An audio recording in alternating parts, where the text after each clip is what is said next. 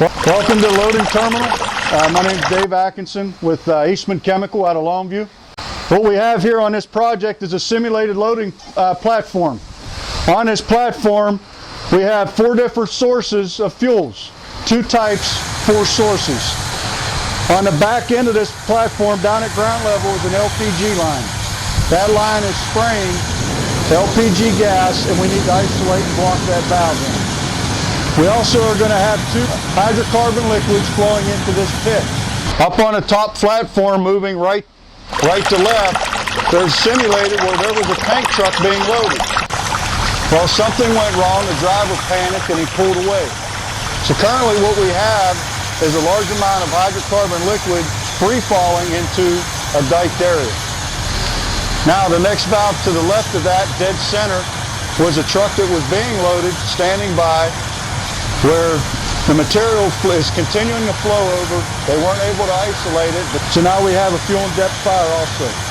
The 4th and final valve on the back side is another LPG. It's a leaking flange. We're also going to be utilizing a lot of master streams. We're going to be using fixed monitors and portable monitors. Well, what does that type of large amount of water do when you're trying to apply a foam blanket? Destroys your blanket. You are only going to have 10 gallons of foam for this project. 5 is enough, but we're giving you 10. Okay? So, hose line management, water management, foam management. Once you've isolated and you've controlled all the ground fire, you can leave and go up on the upper platform. We do not put people on an elevated platform with fire underneath. What was the deal with the portable monitor? Yeah. The blitz fire. It had been preset on a previous project. And what had happened, there had been some foam that had been sprayed to the ground from when we cleaned out the nozzle off the last evolution. And the feet on that blitz fire started to slide a little bit, and the operator didn't quite have it where he needed to have it. Luckily enough, he was there. He was able to shut it down. When you're on your hand lines, and you're capturing a source, don't feel that your feet are locked in concrete and stuck there. Once you're given the ability, your assignment, do whatever tactics it takes to complete that assignment. So trying to capture that drip fire, standing 30 feet away, when you got closer and you open up your pattern a little bit, what happened? Okay, it went a lot better, right? You had a lot better control of it. Couple things to think about as an incident commander. You're going to give people a task, right? Or you're going to give them an assignment. If you give a person an assignment, you need to give them a task of what they need to do. You can tell me I'm the nozzleman all day. I'm going to go out there, I'm going to hold that nozzle, right? Until somebody tells me what to do, okay?